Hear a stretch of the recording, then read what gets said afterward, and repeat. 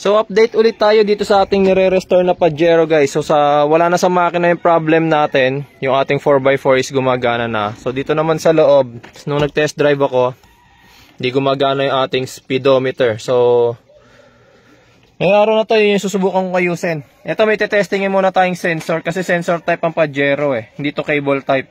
Sensor type yung speedometer nito. So pupunta muna tayo sa ilalim para makita ninyo yung kailangan nating i-check at palitan. Yan. Kapag punta ka dito sa ilalim, ito tinanggal ko na. Itong ating speedometer sensor na to is nakakonekta syempre doon sa ating transmission. Ayan. Ayan, yan yung hinugot ko na yan. So para matesting yung mga bossing, syempre para titingnan natin na naka-stable. Yung iba pwedeng naka-lift. Nakakonekta to, tas naka-lift yung sasakyan, pero nakababa yung mga gulong nang hindi nakasayad sa lupa, tas paanda rin hanggang sa umikot yung mga gulong. Then titignan yung speedometer. Pero since wala tayo sa ganong option ngayon dahil wala tayong lifter, gagamit lang ako ng barena. Wait lang. Okay. So ito yung gagamitin natin guys, impact screw. Cordless impact screwdriver. Ayan.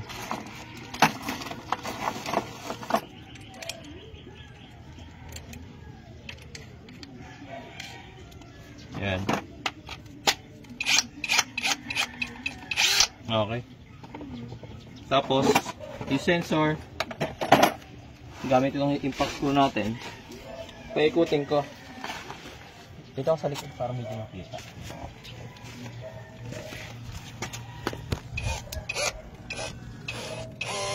Ayan.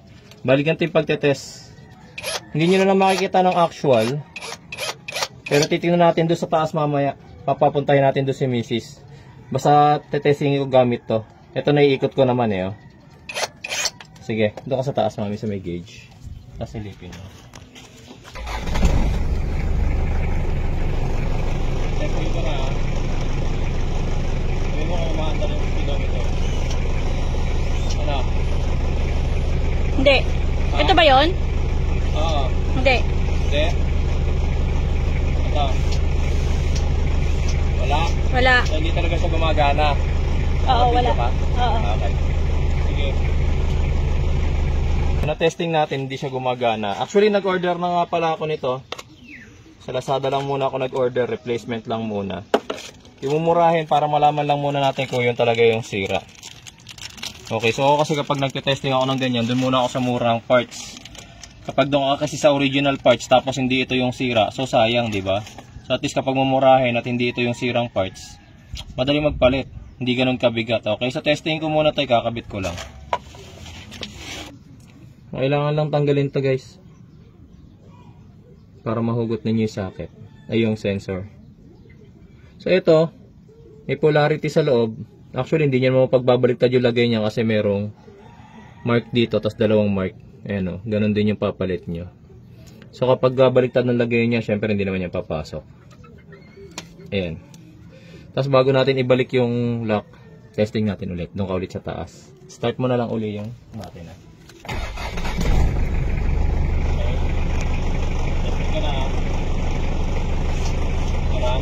Yeah, gumagalaw na. Ha? Gumagalaw na. Ha? Gumagalaw na. Gumalaw na? Oo. Yan. Ilang speed? 100. Ito. Meron? Meron. 60. Ha? 80. Okay. So since ngayon, napatunayan natin na sira na tong sensor, ito ay kakabit na natin to kahit replacement lang. At least kapag nasira ulit yung speedometer natin, pwede na tayo magpalit ng original. Okay? Mura lang bili ko nito sa mga magtatanong sa nakabili ng gantong klase ng sensor. Ilalagay ko na lang yung product link sa video description tsaka sa pin comments. Okay, so replacement lang. Speedometer sensor lang naman to. Napakadali lang naman din magpalit nito. Babalik ko na to doon. Since ngayon nakita nyo na gumagana yung ating speedometer. Ayan, so sa pagkakabit guys, pag bumili nga pala kayo ng bagong sensor, meron syempreng pin yan. Pasok nyo rin to ha. Pwede nyo ipasok dyan. Pwede nyo ipasok doon. Yung lumang pin, tanggalin nyo na yan.